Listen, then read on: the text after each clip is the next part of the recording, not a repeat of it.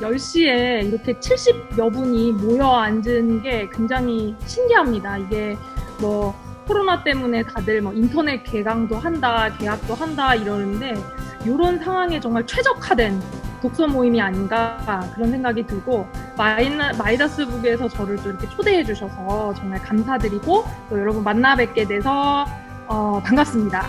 일단은 제가 이게 그 오프라인으로 강의를 하면은 반응이 바로바로 보이는데 여기서는 전혀 안 보여서 혼자 떠드는 느낌이 좀 있긴 하지만 어쨌든 제가 좀 여러분에게 좀 도움이 되는 정보를 전달해 드릴 수 있도록 최선을 다해 보겠습니다. 네, 어서 오세요. 예, 어서 오시고 일단은 제가 그 지원 신청서를 작성해 주신 분들이 세금과 관련해서 궁금하신 것들이 굉장히 많으시더라고요. 그래서 어떤 것들이 궁금하셨나 하고 조금 봤어요. 살펴봤는데 이미 좀 프리랜서로 운영을 하고 계시거나 1인 기업으로 사업을 하고 계시는 분들이 좀 있으신 것 같았어요. 그래서 비용이라던가 신고 관련 부분들 좀 많으시고 또 질문해 주신 분들 중에서 뭐 집을 팔면 어떡하냐, 뭐 집이 2개인데 어떻게 하냐, 뭐 요런 거는 제가 지금 오늘 강의 주제하고 맞지가 않아서 답변을 드리기는 어렵습니다. 오늘 주제는 여러분 미리 공지를 한 대로 2020년 종합소득세 5월 세금에 대해서 특히 또 프리랜서 1인 기업 상대를 대상으로 해서 제가 말씀을 좀 드릴 건데요. 물론 그 사업을 다양한 형태로 운영을 하실 수가 있어요. 소득도 다양한 형태로 발생을 하실 수가 있고. 그래서 이제 매 그 케이스마다 적용되는 것들이 다르지만 전반적으로 우리가 뭐 당사로서 혹은 프리랜서로서 혹은 이제 급여가 있지만 다른 소득이 기타로 발생하는 이런 분들에게 좀 도움이 될 수 있는 내용을 전반적인 분위기와 함께 소개를 시켜드리도록 하겠습니다. 그래서 제가 화면 전환을 좀 할게요. 화면 전환을. 자, 됐나요? 안 됐나요? 아, 됐나요? 여러분 화면 전환 지금 된 거 보이시죠? 네, 됐습니다. 아, 예. 반응이 없으니까 자, 여러분 주제는 제가 펼치려는 자, 덮으려는 자 이렇게 잡았습니다. 좀 자극적이지 않나요? 이게 또 이제 약간 좀 19금일 수 있어요. 지금 너무 어리신 분들이 들으면 좀 충격적일 수 있습니다, 내용이. 그러니까 좀 너무 어린 그 미성년자 분들은 나중에 이제 좀 사회생활 좀 한 다음에 좀 들으셨으면 하는 개인적인 바람이 좀 있고요. 펼치려는 자, 덮으려는 자는 사실 그 책 제목으로 이미 있는 건데 제가 그냥 패러디를 좀 했습니다. 그리고 국세청은 어디까지 알고 있나? 과연 국세청은 어디까지 알고 있나? 제가 이제 실무에서 경험한 것들 여러분들에게 분위기를 좀 전달을 해드리도록 하겠습니다. 2020년 종합소득세입니다. 일단 세금을 어떻게 절세하고 싶어요? 세금을 내고 싶지 않아요. 여러분들 이제 그 개인적으로 강의를 사업을 하시거나 혹은 뭐 내가 급여가 발생하더라도 연말정산 관련해서 어쨌든 절세 방법에 대해서 관심은 굉장히 많으세요. 근데 그 세금이 어떻게 계산이 되는지에 대한 아주 기본적인 상식은 없으신 경우가 많거든요.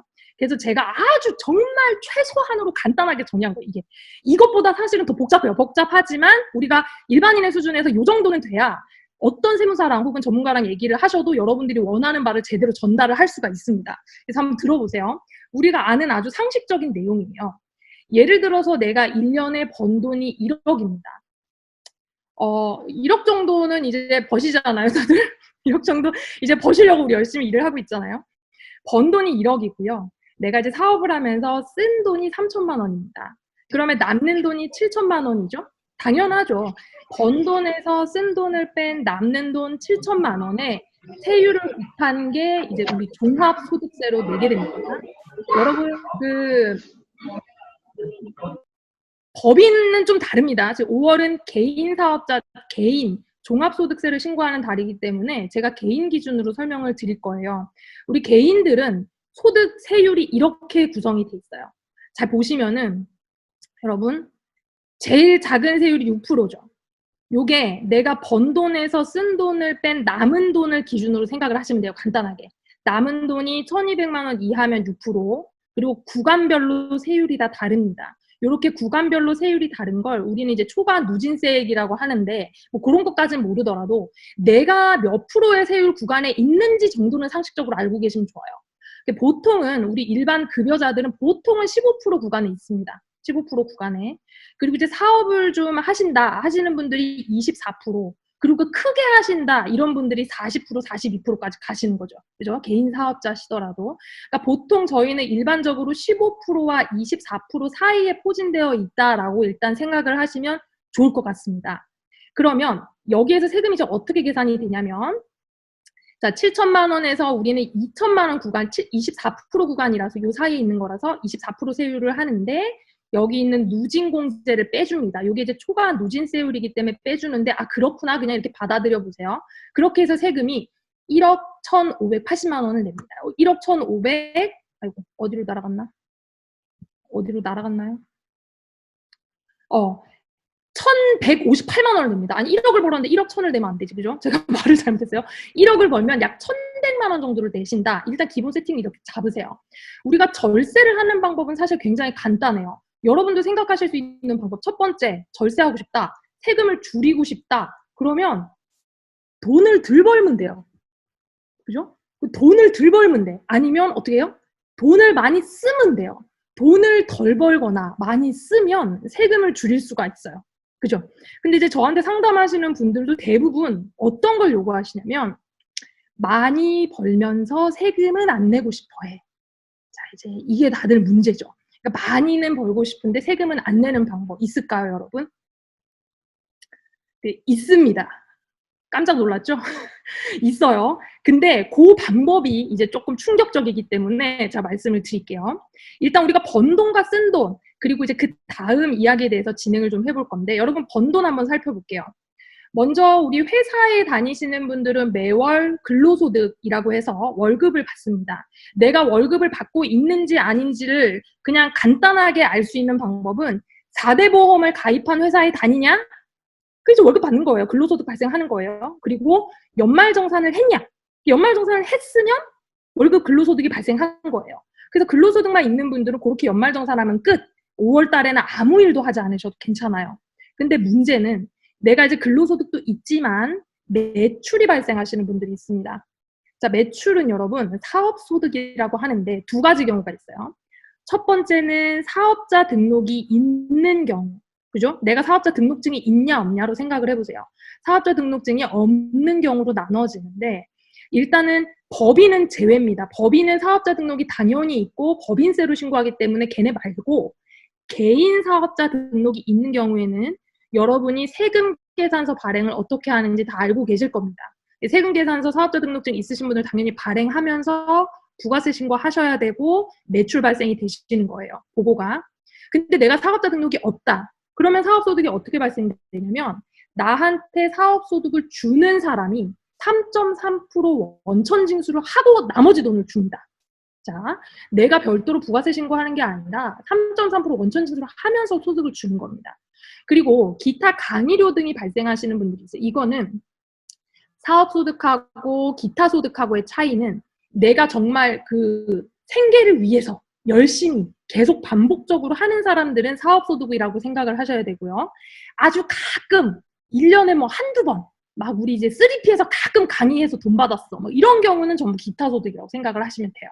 요때는 이제 8.8% 원천 징수가 일어납니다. 그래서 단순히 요 두 가지 차이점만 보시고 여러분들이 이제 혼동을 많이 하시는 게, 요번에 질문도 하나 있었어요. 사업소득으로 여러분 원천징수 되는 게 좋아요? 기타 소득으로 원천징수 되는 게 좋아요? 라고 묻습니다. 이게 강의료 100만 원을 받았다고 가정을 해볼게요. 강의료 100만 원을 받으면 사업소득은 3.3% 원천징수를 당해서 내 통장에 96만 7천 원이 찍히고, 기타 소득으로 원천징수를 당하면 8만 8천 원이 뜯겨서 내 통장에 91만 2천 원이 찍힙니다. 여러분들 지금 이것만 봐서는 뭐가 더 좋은 것 같아요? 사업소득이 좋은 것 같죠? 그렇죠? 근데 아닙니다. 여기서 큰 착각되는 게 있는데, 기타 소득은 발생하면 나의 다른 소득과 더해지지 않아요. 다시 얘기하면, 기타 소득으로 하면 다른 소득이 있다 하더라도, 다른 큰 소득이 있어도 더해지지 않지만, 사업소득은 나의 다른 소득과 무조건 더해지게 돼 있어요. 제가 아까 여러분 일반적인 사람들은 몇 프로의 세율에 적용받는다 그랬어요? 15%에서 24%, 그죠? 그럼 15%에서 24% 적용받는데 여기서 8.8% 떼고 끝나는 게 좋은 거죠. 그죠? 근데 3.3% 띄고 나중에 합산돼서 15%로 재적용받는다라는 얘기예요. 합산된다는 얘기가. 그러니까 여러분들께서 사업소득이냐 기타소득이냐 생각하실 때는 첫 번째 내가 강의를 계속 반복적으로 하느냐가 첫 번째 조건이고, 기타소득은 아주 가끔 할 때. 그럼 이런 경우가 있습니다. 회사에서 내가 강의를 계속 하는지 안 하는지 몰라가지고 자기 맘대로 사업소득, 기타소득을 막 떼준단 말이에요. 그럴 때는 어떻게 하느냐? 그럴 땐 여러분들이 생각을 해서 나는 사업소득으로 신고를 해야지 하고 이렇게 추려서 결정을 하시면 돼요. 근데 만약에 회사에서 사업소득으로 잘못했다고 해도 나는 가끔 한 거야. 그럼 기타소득으로 별도로 분류를 하시면 됩니다. 그래서 어쨌든 요 두 개의 차이점이 아마도 프리랜서 분들에게는 좀 중요할 것 같아서 제가 설명을 드렸고요. 자, 번 돈은 뭐 어차피 요거 말고는 없으실 거예요. 뭐 이자, 배당 이런 거는 통장에 한 10억이 고정으로 꼽혀 있어야 세금이 과세가 돼요. 그렇지 않고서는 지금 얘기를 할 게 안 되고요. 월급 받으시는 분들, 그리고 3.3 소득 있으신 분들, 기타 소득 있으신 분들에 대해서만 추가적으로 이야기를 더 해볼게요. 요번에는 이제 쓴 돈을 이야기해보겠습니다. 쓴 돈. 여러분, 쓴 돈은 나의 매출을 줄여주면서 세금을 절세시킬 수 있는 아주 핵심적인 비용이죠. 우리가 이거 비용이라고 합니다. 우리가 그 세법에서 쓴 돈, 경비로 공제할 수 있는 쓴 돈의 개념은 사업과 관련된 모든 지출이라고 돼 있어요. 자, 그럼 여러분들 생각을 한번 해보세요. 요새 이제 대표적인 사업자, 프리랜서 사업자로 떠오르는 각광받는 직업군이 뭐냐면 유튜버들이거든요. 유튜버들도 제가 상담을 좀 많이 하는데 굉장히 애매합니다. 여기 지금 제가 이제 여기 해놓은 이분이 이제 먹방 유튜버인데, 여러분 먹방을 할 때 내가 지금 먹는 걸로 돈을 법니다. 영상을 찍으면서, 그죠? 이때 내가 유튜브로 수익이 찍히는 건 명확해요. 확정이 되지만 거기 관련된 비용을 차감할 때 생각을 해보시면 도대체 뭐가 사업과 관련되어 있는지 명확하게 구분을 할 수 있을까요? 내가 카메라 앞에서 밥 먹으면 사업과 관련된 거고, 나 집에서 밥 먹으면 사업과 관련된 게 아니에요? 내가 이제 카메라에 쓰려고 어디 맛집을 찾아갔단 말이야. 친구랑 맛집 가서 먹는 거, 이건 어떻게 볼 거예요? 그러니까 이런 식의 굉장히 모호한 문제들이 발생합니다. 비용에 있어서는. 그리고 특히나 프리랜서에 발생하는 게 바로 이런 지점이죠. 우리는 그 삶과 일이 일치해요. 우리 김영환 교수님도 항상 말씀하시잖아요. 이제 삶과 일이 일치하는 거죠. 프리랜서들에게는 과연 어디까지가 사업과 관련된 지출일까에 대한 문제가 항상 존재해요. 이거는 그 누구도 재단할 수 없어요. 사람마다 다르기 때문에. 내가 자기 개발하려고 막 책 샀어, 교육 받았어, 막 이런 거면 지출한 돈이 있어요. 그런 것들이 내 영업을 위해서, 나의 어떤 사업을 위해서 쓰지 않았다고 할 수 있을까요? 내가 책을 샀어요. 혹은 내가 어디 무슨 방송 출연이나 강의를 위해서 미용실 가서 머리를 좀 했어. 또 막 옷을 좀 샀어. 뭐 이런 것들을 전부 다 어떻게 판단을 할 거냐는 얘기지. 우리 일반인들 같은 경우에는 뭐 옷 사고 미용실 간 거 이런 거 절대 안 되죠. 절대 안 되죠. 우리 제조업체, 도소매 업체 같은 경우는 물건을 사와요. 명백하죠. 직원을 고용해서 씁니다. 명백해요. 근데 이렇게 프리랜서들은 요 애매모호한 사업과 관련된 지출이라는 개념 때문에 우리 모두가 혼란에 빠집니다. 그래서 수입은 확정이 되지만 상대적으로 비용은 확정이 되지 않습니다. 그래서 이 비용에 있어서 사람마다 두고 있는 기준이 다른 곳에서 문제가 벌어진다고 보시면 돼요. 그래서 어쩔 거냐? 그래서 이제 보통 다음 질문이 이거예요. 그러면은 제가 이렇게 썼는데요. 제가 차 타고 이렇게 했는데요. 이런 거 비용 인정 되나요? 두 번째 묻는 질문이 이거예요. 그럼 이렇게 제가 비용 인정해갖고 세금을 깎았단 말이에요. 그럼 나중에 이거 문제되지 않나요? 이런 질문들을 합니다. 그러니까 세금은 내고 싶지 않지만 나중에 문제도 안 생겼으면 좋겠는 거죠. 그렇죠? 그러면 이제 굉장히 좀 힘들어요. 이런 질문은요, 답이 없습니다. 단순히 뭐 이제 저같이 일하는 세무사라던가 여러분들이 5월 달에 세금 신고를 하려고 만나는 전문가분들이 있을 건데, 그분들한테 이렇게 세금 저 그냥 덜 내게 해주세요. 절세하고 싶어요. 비용 인정 되나요? 이렇게 신고해도 괜찮나요? 라고 해도 그 누구도 정확한 답을 내려줄 수가 없어요. 그래서 더더욱이 여러분이 알고 계셔야 되는 게 이겁니다. 과세 관청의 관점은 어떨까? 이거는 세무서가 여러분이 그 제시를 하는 비용에 대해서 어떻게 생각할까? 두 번째는 내가 만약에 이 부분에 대해서 위험이 발생한다면 그 리스크는 얼마나 될까? 사실은 요거 두 가지를 가지고 여러분이 세금 신고할 때 기준을 두시는 게 좀 더 현명하다고 봅니다. 단순히 절세를 해주세요 뭐 이런 것보다는. 그리고 여러분 한 가지 더 제가 이제 말씀을 드리는 거는 항상 세금 신고하고 나서 문제가 발생하면 사실은 저는 그 세무사들 이런 세무 대리인들도 좀 문제가 있다고 봐요. 저희가 5월 달에 신고가 너무 바쁘고 몰리다 보니까 한 분 한 분한테 충실한 상담을 해드리기에 시간이 여의치가 않아요. 그러다 보니까 1년에 한 번 신고하시는 이런 프리랜서 분들 같은 그 사업자분들한테는 꼼꼼하게 하나하나 설명드리기가 어려워서 그냥 이제 관행상 이 정도는 괜찮겠지 하고 마무리를 했던 일이 나중에 일이 벌어졌을 때 책임 소재의 문제가 굉장히 애매해지는 경우가 있어요. 그래서 여러분들은 이 모든 신고의 절차 그리고 혹은 어떻게 반영되어 있는가에 대해서 내가 선택했고 내가 그 세금에 책임을 져야 한다는 마음으로 조금 짜증내고 귀찮아 하더라도 여러분들에게 설명을 잘해줄 수 있는 그런 대리인을 찾으시길 바랍니다. 예. 그래야지 이게 여러분들이 앞으로 사업을 하는 데 있어서 리스크를 최소화할 수 있는 방법이라고 저는 생각을 해요. 일단 질문이 바뀌어야 된다는 점을 제가 말씀드렸고 이제 본격적으로 그 펼치려는 자, 과세관청, 다시 말해서 국세청이 도대체 우리의 이 세금과 우리의 비용들을 어떻게 분석하고 있는지 제가 좀 보여드릴게요. 국세청 신고도움 서비스라는 게 있습니다. 요거는 우리 근로소득자 말고 근로소득 말고 다른 사업소득 같은 게 있는 분들은 다 있어요. 요게 어디를 가면 여러분들 볼 수 있냐면 자, 이렇게 홈택스에 들어가시면 공인인증서로 로그인할 수 있거든요. 공인인증서로 로그인해서 조회 발급, 그리고 여기 보면 메뉴가 너무 많죠. 메뉴가 너무 많은데 여기 종합소득세 신고 도움 서비스라는 곳이 있습니다. 여기 딱 클릭을 하고 넘어가면 자, 여기 딱 클릭을 하고 넘어가면 이렇게 저의 정보가 나와요. 나의 2019년도에 벌어들인 모든 소득에 대한 정보가 뜹니다. 여기 보면 이제 간편장부 대상자 단순 경비율 뭐 이런 식으로 표시되는 거는 우리가 사업자들을 세금 신고를 어떻게 할 것인가 나누는 기준이 되는 거거든요.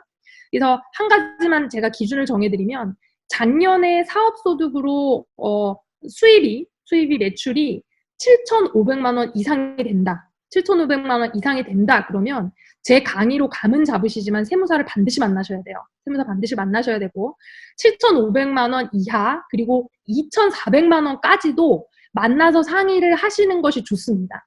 근데 예를 들어 작년에 2,400만 원 이하다. 그럼 우리가 이제 단순 경비율이라는 걸로 적용이 되는데 그렇다 그러면 직접 신고하실 수도 있어요. 그리고 직접 신고하셔도 그 손해가 그렇게 크지 않아요. 세무사 수수료 주는 거 생각하면. 그러니까 그렇게 기준을 좀 가지시고요. 여기 보면 이렇게 나오죠. 사업소득 지급명세서라는 게 아까 제가 말씀드렸던 3.3%를 떼고 내가 받은 소득이에요. 3.3% 떼고 받은 소득. 그리고 나면 여기 밑에 내가 요런 사업소득 말고도 이자나 배당이 있으면 여기 동그라미가 체크가 돼요. 국세청이 다 알고 있어요. 연말정산한 사업소득이라는 게 보험 판매 같은 건데 그럼 동그라미가 떠요. 근로소득자도 회사 다녔으면 동그라미가 이렇게 다 떠요. 왜냐하면 회사에서 이미 신고를 다 했기 때문에. 연금이나 기타 소득자 이런 것도 동그라미가 다 뜹니다. 그럼 이렇게 해서 여기 이제 일괄 조회라는 걸 딱 눌러보면 회사에서 나를 위해 신고했던 모든 소득이 이렇게 조회가 됩니다. 이렇게 다 조회가 되면서 기타 소득은 기타 소득대로 업체마다 나한테 돈 줄 때마다 8.8% 뗐을 거예요. 나한테 돈 줄 때마다. 그리고 사업소득은 나한테 돈 줄 때마다 3.3%를 뗐을 겁니다. 그리고 이제 근로소득이라는 건 내가 4대 보험이 가입되어 있는 회사에서 준 급여액이 여기다 적혀 있겠죠. 이런 것들을 몽땅 다 합쳐가지고 세금 신고를 한다. 아까 제가 말씀드렸던 매출액이 된다. 그렇게 보시면 돼요. 자, 그리고 나면 어떤 정보가 제공이 되냐? 자, 그동안 내가 신고했던 종합소득세가 모조리 분석이 됩니다. 3개년치로 분석이 되면서 세율을 몇 프로 적용을 받았었고 내가 신고했던 소득률이 사실은 중요해요. 내가 그동안 신고했던 소득률이 얼마고 신고했던 세금이 얼마고 실제 실효세율이 얼마고를 개인 단위로 비교할 수 있게 줘요. 나의 지난 히스토리를 통해서. 그리고 3년 동안 신고한 이 소득률에 대해서 이렇게 비교가 돼 있죠. 매년 어떻게 돼 있는지. 그리고 이제 경비 측면으로 넘어가면 아까 제가 말씀드렸던 비용 있죠? 비용 측면으로 넘어가면 우리 회사에서 복리후생비, 접대비, 광고 선전비, 차량 유지비, 지급수수료, 소모품비, 기타 판관비로 얼마가 썼는지가 쫙 조회가 되면서 더 무서운 게 나와 비슷한 일을 하고 있는 다른 사람들의 평균까지 비교 분석이 되어서 나와요. 자, 이거는 세무서에서 어떤 자료로 쓰냐면 너랑 같은 비슷한 일을 하는데 왜 너는 이렇게 비용을 많이 썼니? 혹은 너는 이렇게 이런 비슷한 일을 똑같이 하는데 특별히 왜 이런 계정 과목에 대해서 더 지출이 많았니? 라는 것들을 개별적으로 분석할 수 있는 다 자료가 됩니다. 원래는 이런 식으로 데이터가 수집되기 전에 세무서에서 조사가 나오면 1차적으로 시간을 걸려서 분석했던 거예요. 이게 다. 시간이 들여서 다른 것들하고 비교를 하면서 분석했던 것들이 이제는 그냥 컴퓨터가 알아서 정리를 해줘요. 이렇게 숫자로. 그리고 또 이거 보세요, 여러분. 여러분이 썼던 신용카드를 어떻게 썼냐. 아주 세세하게 이렇게. 세세하게. 신변자파를 구입했다, 가정용품을 구입했다, 업무 무관업소라는 것들이 이제 말하자면 유흥업소라던가 이런 거 얘기합니다. 개인적 치료가 병원 가는 거죠. 내가 내 몸이 아파서 병원 가는 게 사업하고 무슨 관련이 있어요. 물론 그렇게 따지시는 분들도 있어. 내가 이게 하다가 내가 아파서 병원 갔는데 이게 왜 비용으로 안 되냐 이렇게 우기시는 분들도 있는데 그런 건 안 돼요. 어쨌든 이런 식으로 비용, 다시 아까 제가 말씀드린 거 기억해 보세요. 사업과 관련 없어 보이는 경비에 대해서 조회 이렇게 모아놓는다는 거죠. 이런 것들을 무리하게 반영하지 않도록. 이렇게 이제 분석이 됩니다. 지금 요거는 아직까지 2019년에 대한 분석 자료가 국세청에서 제공이 되고 있지 않기 때문에 작년에 기준으로 해서 제가 보여드리는 거예요. 4월 말이 되면 국세청에서 이것보다 한 단계 더 업그레이드된 데이터를 보여줄 겁니다. 이번에 3월에 법인세 신고할 때도 작년보다도 훨씬 더 많은 정보를 제공해줬어요. 국세청에서. 사전에 정보를 제공해준다라는 의미는 뭐냐면 여러분, 겉으로는 여러분의 신고를 도와드려요. 약간 이런 개념이지만 사실은 이겁니다. 우리는 이것까지 알고 있습니다. 서비스예요. 국세청은 이것까지 다 알고 있으니까 알아서 해라. 이런 느낌인 거예요. 심지어 혐의가 짙어 보이는 내용까지 이렇게 신고시 유의사항 보세요. 요 업종 코드는 이제 개인 서비스이기 때문에 강사들이 주로 이런 업종들을 많이 씁니다. 사업과 관련 없는 가사 비용이라는 게 내가 강의할 때 쓴 비용이 아니라 너 집에서 홈플러스 가고 뭐 장 보고 너 뭐 어디 돌아다니고 이런 거 전부 다 안 된다는 겁니다. 그리고 소액현금 신고 누락되지 않도록 이런 게 회사에서 원천 징수하지 않고 벌어들인 현금 같은 것도 주의해라. 또 자기 개발을 위한 학원비, 주택 구입을 위한 이자, 차입금 이자 이런 거 전부 다 해당하지 않습니다 하고 주의사항을 다 보내주는 거예요. 그러니까 이런 일들이 어떻다는 거예요? 기존에는 굉장히 많았다는 얘기죠. 기존에는 이런 일들이 굉장히 많았지만 세무서에서 선제적으로 파악하기가 굉장히 어려웠지만 앞으로는 훨씬 더 빠르고 신속하고 정확하게 검증이 가능할 거라는 거죠. 그죠? 그러니까 이런 점들이 지금 국세청에서 굉장히 주의 깊게 보고 있는 사항들입니다. 자, 그럼 이제 덮고 싶은 우리는 이제 어떻게 해야 될까요? 덮고 싶은 우리는 두 가지 방법을 생각을 하셔야 돼요. 물론 이제 납세자들이 세무 신고를 하시려는 우리 그 사업자분들께서 무조건 세금을 안 내겠다 이런 입장은 아니세요. 합리적인 수준에서 내가 내야 될 부분은 내겠다. 하지만 줄일 수 있는 최대한의 것들은 좀 반영을 받았으면 좋겠다. 이런 거거든요. 국세청에서도 마찬가지 우리 납세자들을 잠재적인 탈세범으로 인식하지는 않아요. 그냥 신고할 때부터 정확하게 그냥 좀 위험 없이 신고하기를 바란다 하는 마음으로 사실은 저런 정보들을 제공하는 거거든요. 그렇다 그러면 여러분들은 두 가지를 생각해야 되는데 확실하게 정확하게 인정받을 수 있는 비용 그리고 두 번째는 애매모호하지만 경비로 반영을 해야 할 건가 말 건가 두 가지로 구분을 좀 하셔야 됩니다. 자, 아까 제가 커다랗게 수입에서 매출에서 비용을 빼고 세율을 곱해서 세금을 낸다라고 간단하게 보여드렸는데 요거는 좀 복잡한 단어를 써봤어요. 별거 아닙니다. 수익 금액이라는 게 매출, 필요경비라는 게 우리 쓴 비용. 그렇게 해서 사업소득 금액이 나오고 기타 근로나 다른 것들을 다 더해서 종합소득 금액이 나오는데 여기에서 소득공제라는 게 차감이 되고요. 세율을 곱한 이후에 세금이 나오면 세액공제라는 게 차감이 됩니다.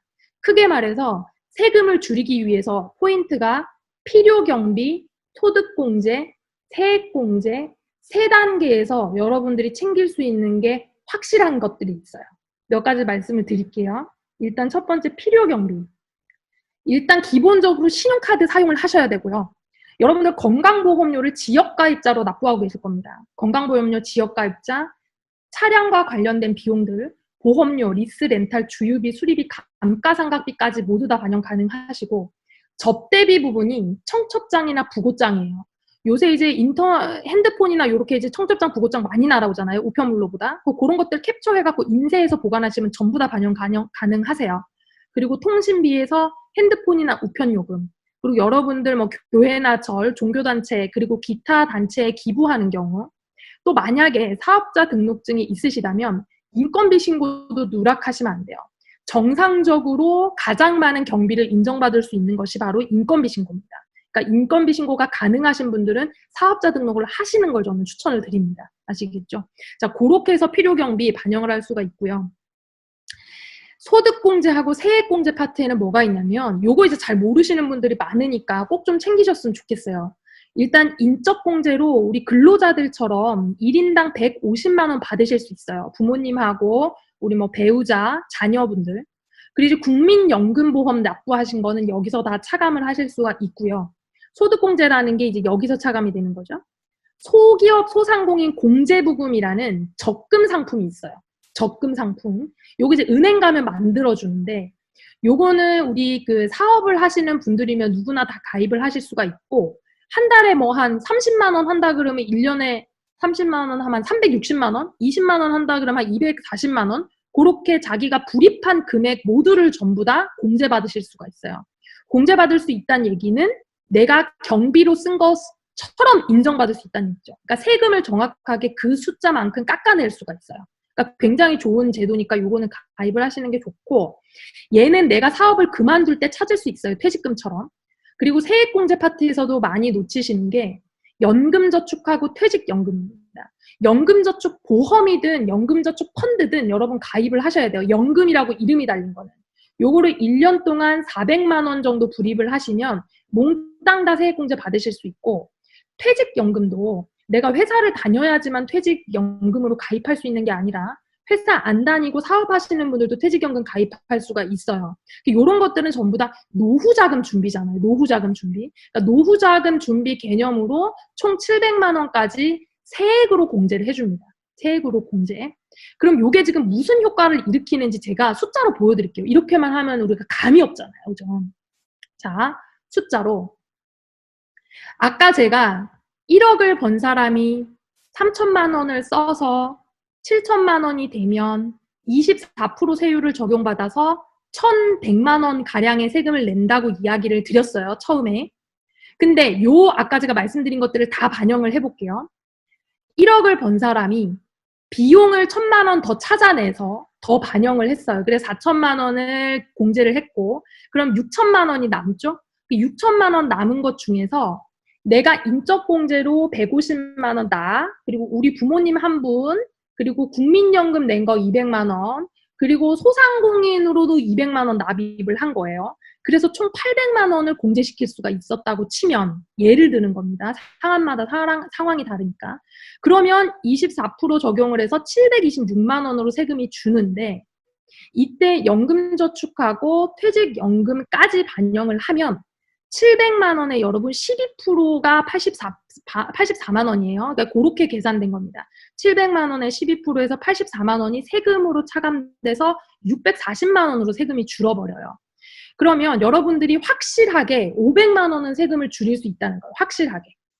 그러면 확실하지 않게 조금 불안불안하게 줄일 수 있는 부분은 바로 여기 필요경비 부분입니다. 필요경비 부분. 아까도 말씀드렸지만 먹방 유튜브 혹은 내가 강의를 나가거나 뭐 이제 프리랜서로 뭐 보험 영업도 마찬가지입니다. 보험 영업을 하시는 분들 전부 어느 정도까지 내가 확실하게 경비로 인정받을 수 있는 정확한 금액인가는 개개인들의 어떤 상황과 선택에 따라 달라져요. 이걸 무조건 세무 대리인에게 뭐 의존할 수도 없고 여러분들이 그렇다고 판별할 수 없습니다. 그렇지만 어느 정도의 위험을 여러분들이 감수하고 있는지는 계산을 하고 계셔야 되거든요.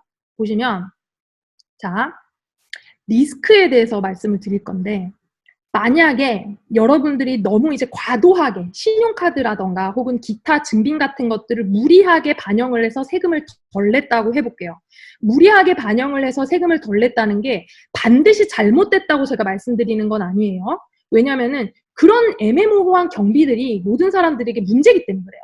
근데 과세관청에서 봤을 때 인정받을 수 없다. 그리고 또 나중에 어떠한 문제가 발생해서 그 부분에 대해서 추징을 당한다 그러면 여러분들이 필요경비 1,000만 원을 인정을 못 받았다 그럼 여러분들의 세율만큼의 세금은 일단 납부하셔야 돼요. 그렇죠? 왜냐면 아까 경비에서 깠으니까 그 까진 것에 대한 세금은 당연히 내야 되는 거예요. 그때 냈던 걸 나중에 낸다라는 차원이죠.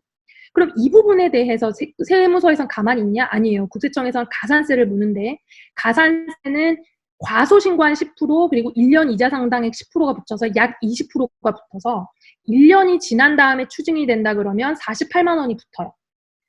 그럼 여러분들은 개인이 생각했을 때 내가 인정받고 싶은 경비, 내가 봤을 때는 확실히 경비라고 생각되는데 세법상 좀 애매모호하다. 그래서 1,000만 원을 경비를 그냥 넣었다. 그러면 여러분들은 이 48만 원에 대한 리스크를 안고 가는 겁니다.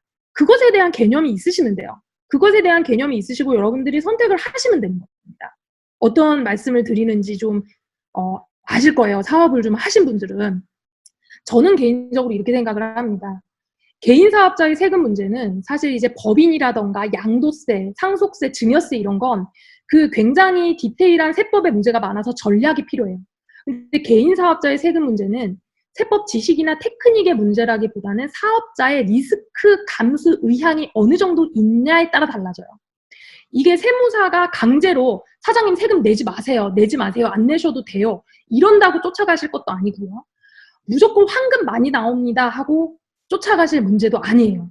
여러분들이 판단을 하셔서 저는 미래에 리스크를 많이 가져가고 싶지 않습니다 라고 여러분들을 신고를 도와주시는 분들한테 의사를 전달하셔야 돼요.